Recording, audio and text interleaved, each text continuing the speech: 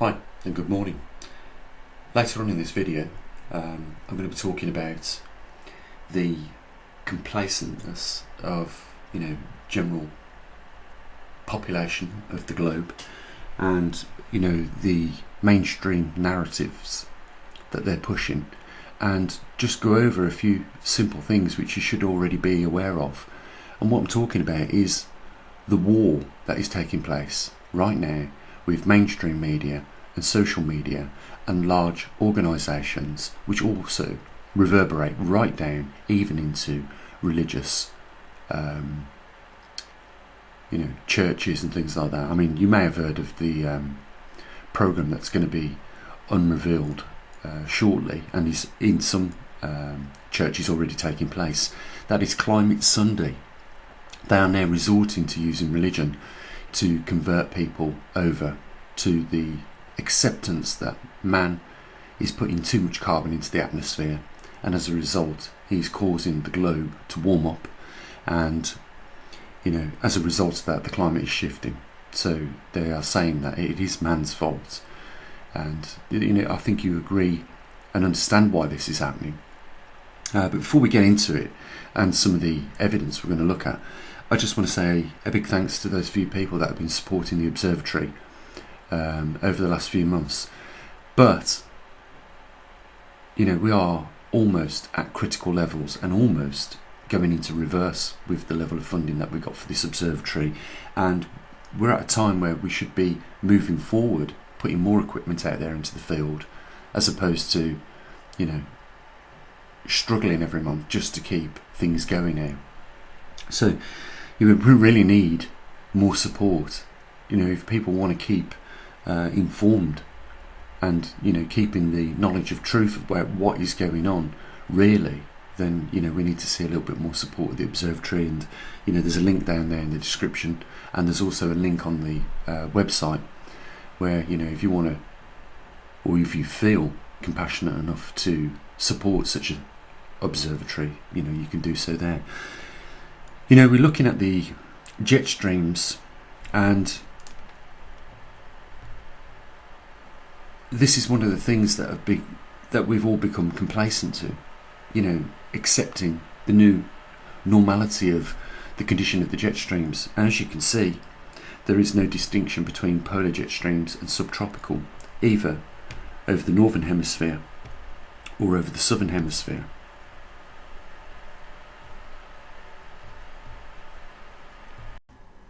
What you're looking at is a true model and representation as to where the jet streams were around 20 years ago.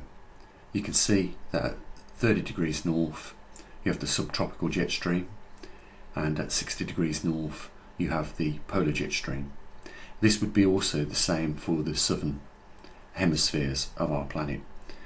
And we're going to now have a look around the world and ask ourselves the question: is that now the case, or has something dramatically changed with our jet streams?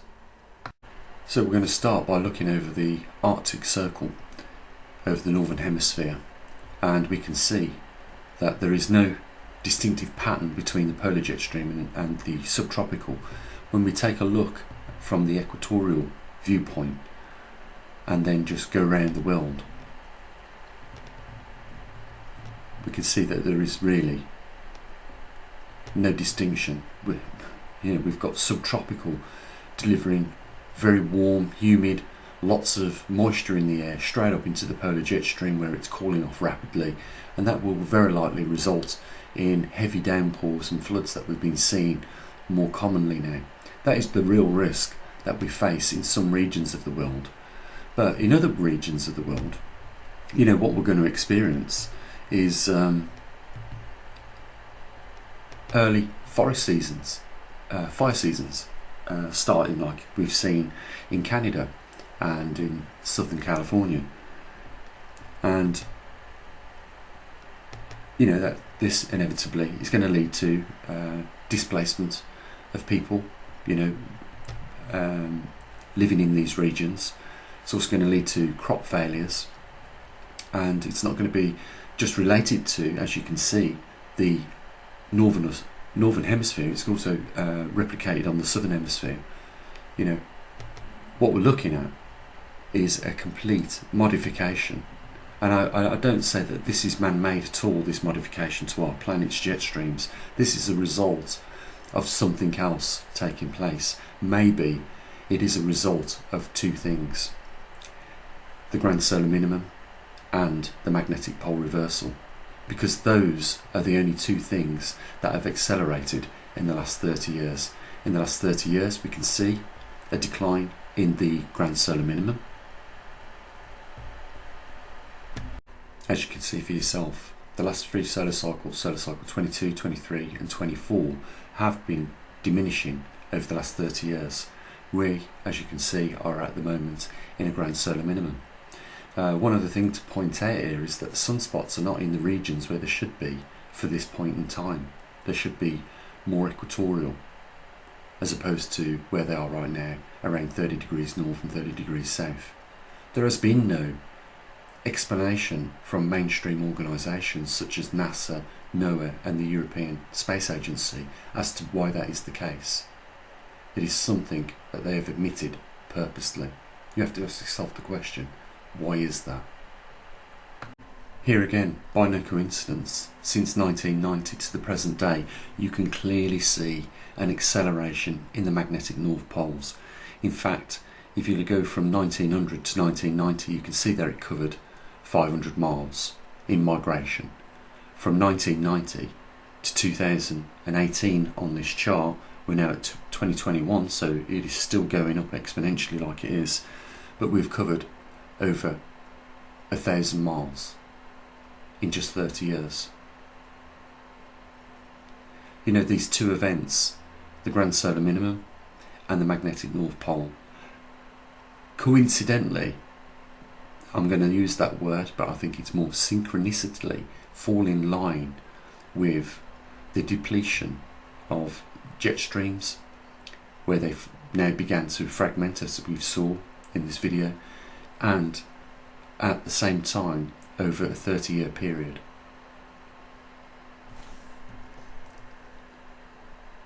I want to ask the question, do you think it is really all coincidence? Do you think it's a coincidence that in the last 33 years the sun is now at an all-time low in production of sunspots, a grand solar minimum? Do you think it's a coincidence that the magnetic north pole has migrated over 1,000 miles, where 90 years before that it only migrated 500 miles? Add the two together, we're talking round about 1,700 miles of migration in 100 years, and most of that has been done in the last 30 years. 2/3 has been done in migration over the last 30 years.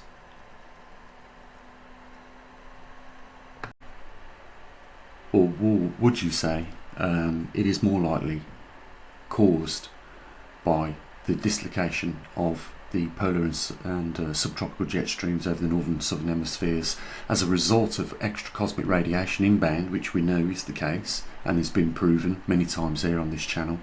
And is that the result of the climate modifications that we're seeing, you know, through grand solar minimum, shrinking the heliosphere and the Earth's magnetic field or magnetosphere weakening? You know, if it is, even if it was man-made carbon that was causing the issue, why have we not really seen any real solutions to address that?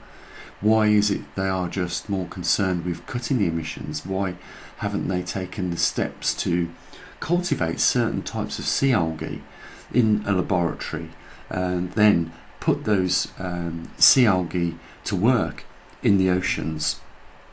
Because the reason why I say that is because millions of years ago it was over 90% concentration of CO2 in the upper atmosphere of the Earth, and it was over a course of thousands of years that this sea algae was able to thrive as a result of all that CO2, and in turn scrub the atmosphere of that CO2, and in turn, you know, produce oxygen.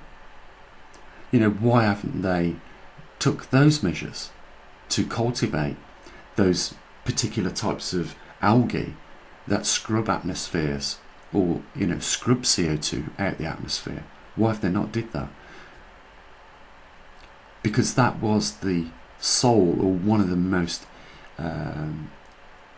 biggest impacts that nature, if you like, had on the the effects of having a highly concentrated CO2 atmosphere. That's how nature dealt with the CO2 before. And I don't understand why none of these scientific organisations or mainstream organisations haven't even suggested such a thing.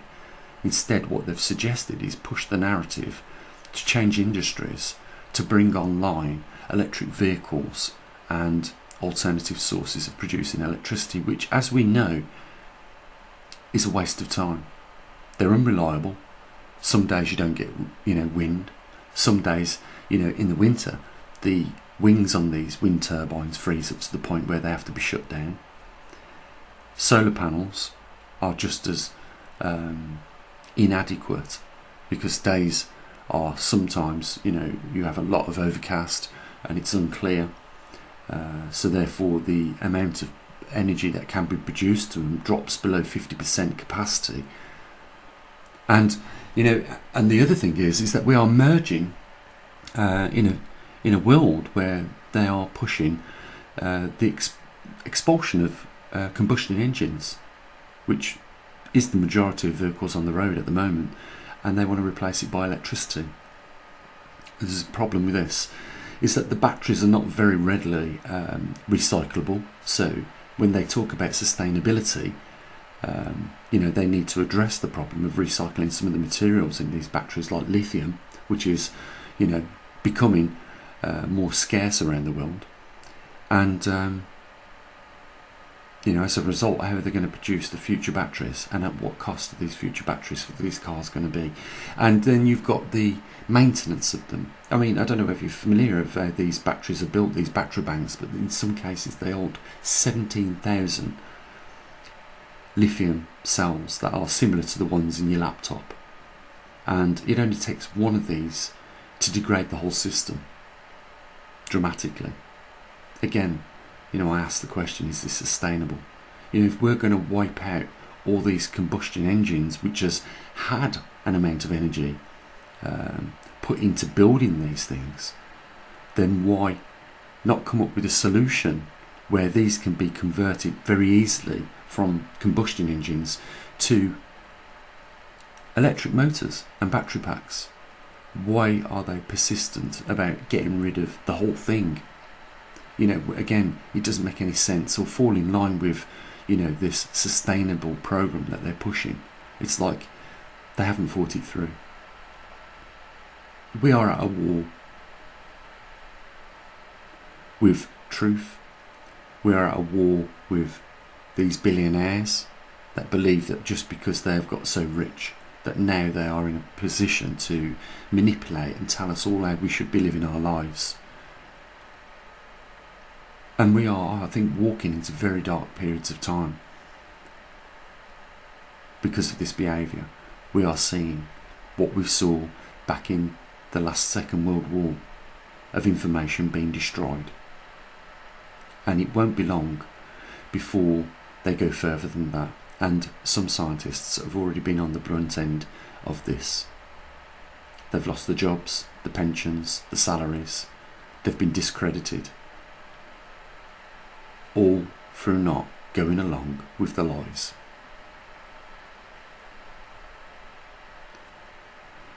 Our children are being brainwashed at schools with this. And I don't know if you have noticed, but mainstream media have stepped up a gear on climate. And they ridicule anyone with an alternative view on this matter. They're not prepared to accept new ideas. They're not prepared to accept other people's research. As one of our subscribers and supporters, openly mentioned in yesterday's comment, David Watkins.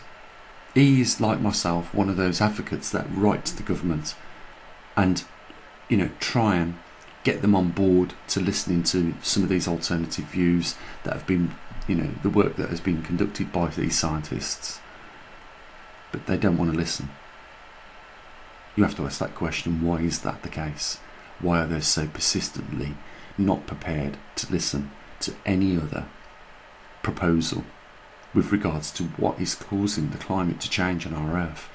They are completely oblivious, the world governments around the world, to the possible causes to our environment and our climate with relationship to the grand solar minimum and the magnetic pole reversal.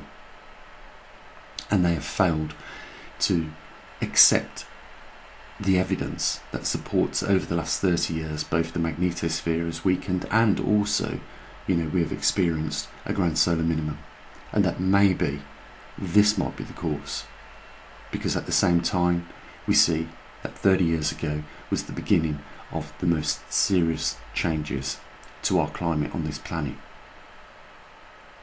They've got it completely wrong. They're talking about global warming when in fact it's only when things get cooler do we have things start dropping from the skies in terms of precipitation. And if they accept the fact, these world governments, that floods are on the increase, they must accept the fact that the reason for the floods in the first place is because something cooled the upper atmosphere down, which led to the precipitation not being able to, be held in abundance in the clouds, and therefore, drop probably a year's worth of rain in 4 or 5 hours, breaking, records that go back hundreds of years ago.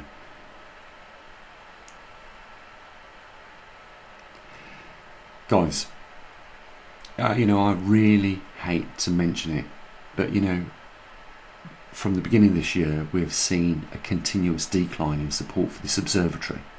And I am resilient. I don't want to give up. I have had to take other measures to support myself here, as well as some of the things that we do at the observatory to keep it going. But it is becoming a struggle, and we do need more people on board to help us. If we're going to continue delivering facts and information on these current events, which can in some circumstances maybe save even lives. If you want to be part of that, you can help support us, and there's a link down there in the description. And the only other thing to say is you take care of your loved ones in these dark hours, and as always, bye for now.